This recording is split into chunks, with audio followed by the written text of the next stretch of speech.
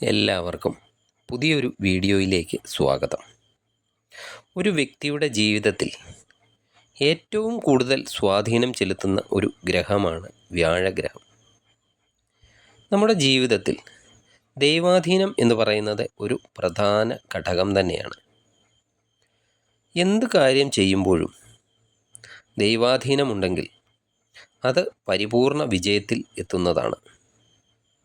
ധനം, സന്താനഗുണം, ഭാഗ്യം, ദൈവാധീനം, വിവിധ കാര്യങ്ങളിലുള്ള അനുഭവ യോഗങ്ങൾ ഇതൊക്കെ ജീവിതത്തിലുണ്ടെങ്കിൽ, അതുപോലെ ജീവിതത്തിൽ നമുക്ക് ലഭിക്കുന്ന അവസരങ്ങളൊക്കെ പരമാവധി പ്രയോജനപ്പെടുത്താൻ സാധിക്കുന്നു എങ്കിൽ മനസ്സിലാക്കിക്കോണം, വ്യാഴഗ്രഹം നമുക്ക് അനുകൂലമാണ് എന്ന്.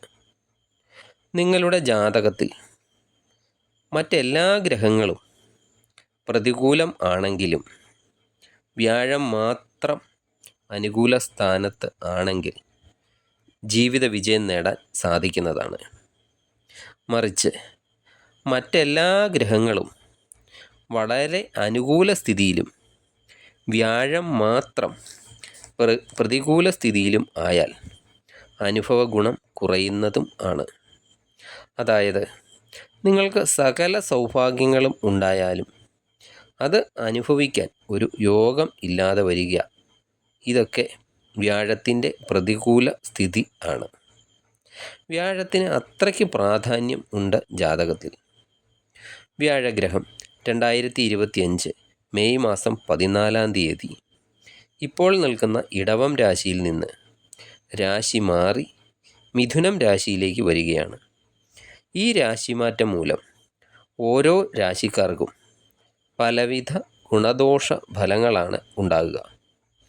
അത് എന്തൊക്കെയാണ് എന്നതിനെപ്പറ്റിയാണ് നമ്മൾ ഈ വീഡിയോയിലൂടെ പരിശോധിക്കാൻ പോകുന്നത്. മിഥുനക്കൂറിൽ വരുന്ന മകയിരത്തിൻ്റെ അവസാനത്തെ പകുതി ഭാഗം, തിരുവാതിര, പുണർതത്തിൻ്റെ ആദ്യത്തെ മുക്കാൽ ഭാഗം വരുന്ന നക്ഷത്രക്കാർക്ക് ഇപ്പോൾ വ്യാഴം അവരുടെ 12ലാണ് സ്ഥിതി ചെയ്യുന്നത്. വ്യാഴത്തിനെ കൊണ്ടുള്ള യാതൊരുവിധ ഗുണഫലങ്ങളും ലഭിക്കാതെ ഇരുന്ന കുറേ നാളുകളാണ് ഇപ്പോൾ നിങ്ങൾക്ക് കഴിഞ്ഞു പോയിക്കൊണ്ടിരിക്കുന്നത്. തൊഴിലിൽ നിന്ന് വളരെയധികം ബുദ്ധിമുട്ടും, അതുപോലെ തൊഴിൽ ഉടമയിൽ നിന്നോ മേലധികാരികളിൽ നിന്നോ ഒക്കെ അത്ര ഒരു നല്ല സമീപനവും ആയിരിക്കില്ല നിങ്ങൾക്ക് ഈ സമയത്തൊക്കെ ലഭിച്ചുകൊണ്ടിരിക്കുന്നത്. അതുപോലെ നിങ്ങൾക്ക് ലഭിക്കുന്ന വരുമാനത്തേക്കാൾ വളരെയധികം ചിലവുകൾ കൂടി ഈ സമയത്ത് നിങ്ങൾക്ക് ഉണ്ടാകുന്നതും ആണ്.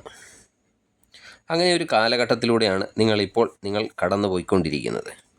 അതുപോലെ മാനസികമായും വളരെയധികം ക്ലേശങ്ങളൊക്കെ ഈ സമയത്തൊക്കെ അനുഭവിക്കുന്നുണ്ടാകും. എന്നാൽ മിഥുനക്കൂറുകാരെ സംബന്ധിച്ചിടത്തോളം അവരുടെ പകുതി പ്രശ്നങ്ങൾക്ക് ഒരു പരിഹാരമാണ് ഇനി വരാൻ പോകുന്നത്.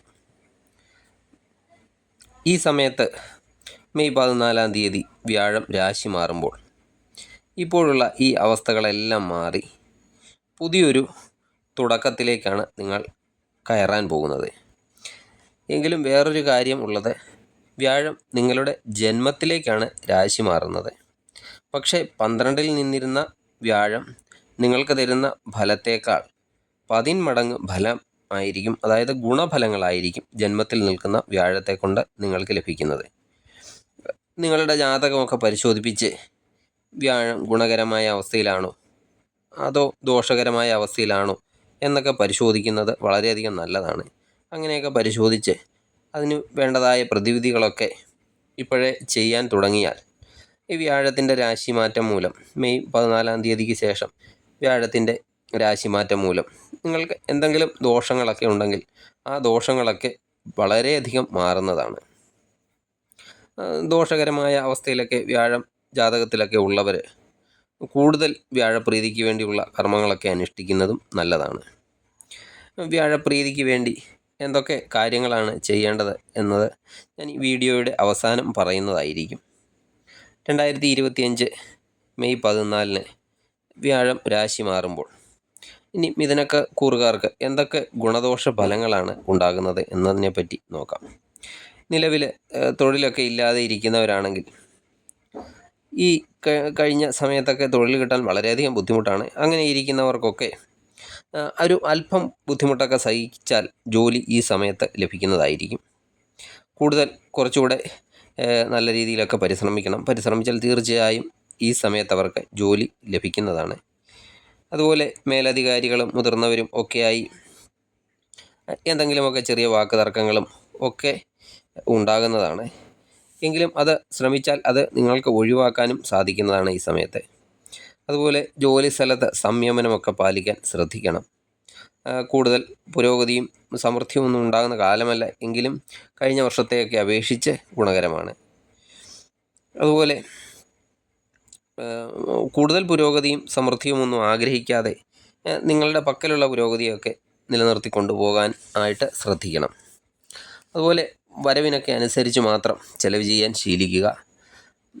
അനാവശ്യമായ ചിലവുകളൊക്കെ നിയന്ത്രിച്ച് നിർത്തുക. അതുപോലെ അപകട സാധ്യതകൾ ഉള്ള നിക്ഷേപങ്ങളിലൊക്കെ പോയി തലവെച്ച് കൊടുക്കാതിരിക്കുക. അനാവശ്യമായ രീതിയിൽ പണമൊക്കെ ആരിൽ നിന്നും കടം വാങ്ങുകയോ അല്ലെങ്കിൽ അനാവശ്യമായിട്ട് മറ്റുള്ളവർക്ക് കടം കൊടുക്കുകയോ ഒന്നും ചെയ്യരുത്. കടം കൊടുത്താൽ ചിലപ്പോൾ അത് കിട്ടാത്ത ഒരു അവസ്ഥയൊക്കെ ഉണ്ടായേക്കാം. അതുപോലെ കുടുംബാംഗങ്ങളുമായിട്ട് രമ്യതയിൽ പോകാൻ വളരെയധികം ശ്രദ്ധിക്കണം. അവരുമായിട്ടുള്ള സംഘർഷങ്ങളൊക്കെ ഒഴിവാക്കുക. എപ്പോഴും വളരെയധികം ശാന്തനായിരിക്കാനായിട്ട് ശ്രദ്ധിക്കുക. അതുപോലെ സുഹൃത്തുക്കളും ബന്ധുക്കളും ഈ സമയത്ത് നിങ്ങൾക്കൊരു അനുകൂലമായ അവസ്ഥയിലായിരിക്കില്ല. അവരെയൊക്കെ അനുകൂലമായ അവസ്ഥയിൽ കൊണ്ടുവരേണ്ടത് നിങ്ങളുടെ തന്നെ ഒരു ധർമ്മമാണ്. മതപരമായ കാര്യങ്ങളിൽ അതുപോലെ ദാനധർമ്മങ്ങൾ എന്നിവയൊക്കെ നിങ്ങൾ ഈ സമയത്ത് നടത്തുന്നതാണ്. അതിന് പറ്റിയ സമയവും കൂടിയാണ്. എന്ത് പ്രവർത്തനം ആയാലും ഈ സമയത്ത് ചെയ്യുന്നത് നടക്കാനൊരു അല്പം താമസം വരും, കാലതാമസം, എന്നാലും അത് നടക്കുന്നതാണ്. ആരോഗ്യപരമായി അല്പമൊക്കെ ശ്രദ്ധിക്കുക. അതുപോലെ ജീവന് ഭീഷണിയുള്ള എന്തെങ്കിലും തരത്തിലുള്ള ജോലിയൊക്കെ ചെയ്യുന്നവരാണെങ്കിൽ അതൊക്കെ ഒഴിവാക്കുക. അതുപോലെ അപകടകരമായ ഗെയിമുകളൊക്കെ ഒഴിവാക്കുക. എന്തെങ്കിലും ഒരു നിരന്തര പ്രശ്നങ്ങളൊക്കെ ഈ സമയത്ത് ഈ ഒരു വർഷക്കാലം നിങ്ങളെ അലട്ടുന്നുണ്ടായിരിക്കും. യാത്രകൾ പരമാവധി ഒഴിവാക്കുക. എന്തെങ്കിലും ഒരു ലക്ഷ്യത്തിന് വേണ്ടി ഒരു യാത്രയൊക്കെ തീരുമാനിച്ചിട്ടുണ്ടെങ്കിൽ അത് പരമാവധി മാറ്റി വെക്കുന്നത് നന്നായിരിക്കും. അല്ലെങ്കിൽ എന്തെങ്കിലും പ്രശ്നങ്ങളൊക്കെ ഈ സമയത്ത് ഉണ്ടായേക്കാം. അതുപോലെ വ്യാഴം ജാതകത്തിലെ സ്വക്ഷേത്രത്തിലോ അല്ലെങ്കിൽ ഉച്ചക്ഷേത്രത്തിലോ നല്ല സ്ഥാനബലത്തോടെയോ ഒക്കെ ഉള്ളവർക്ക് ഈ രാശിമാറ്റം കൊണ്ട് അധികം പ്രശ്നങ്ങളൊന്നും ഉണ്ടാകില്ല. അല്ലാത്തവർക്കായിരിക്കും കൂടുതൽ പ്രശ്നങ്ങളൊക്കെ ഉണ്ടാകുന്നത്. വ്യാഴപ്രീതി വരുത്താൻ ശ്രദ്ധിക്കേണ്ടതാണ്. ഇനി വ്യാഴപ്രീതി വരുത്തുന്നതിന് വേണ്ടി ഗുരു കാരണവന്മാർക്ക് ദക്ഷിണ ദാനം എന്നിവയൊക്കെ നടത്തുക. അതുപോലെ ക്ഷേത്രങ്ങളിലൊക്കെ സൗജന്യമായ സേവനങ്ങളൊക്കെ ചെയ്യുക. സൽക്കർമ്മങ്ങളൊക്കെ ചെയ്യുക. ഈശ്വര പ്രാർത്ഥന നടത്തുക. വ്യാഴാഴ്ച തോറും വിഷ്ണു ക്ഷേത്ര ദർശനം നടത്തി കഴിയുന്ന വഴിപാടുകളൊക്കെ ചെയ്യുക. നിങ്ങൾക്ക് ഈ വീഡിയോ ഇഷ്ടമായാൽ ലൈക്ക് ചെയ്യുക. സബ്സ്ക്രൈബ് ചെയ്യാതെ വീഡിയോ കാണുന്നവരാണെങ്കിൽ ദയവായി സബ്സ്ക്രൈബ് ചെയ്ത് കാണുക. മറ്റൊരു വീഡിയോയുമായി വീണ്ടും കാണാം. നന്ദി, നമസ്കാരം.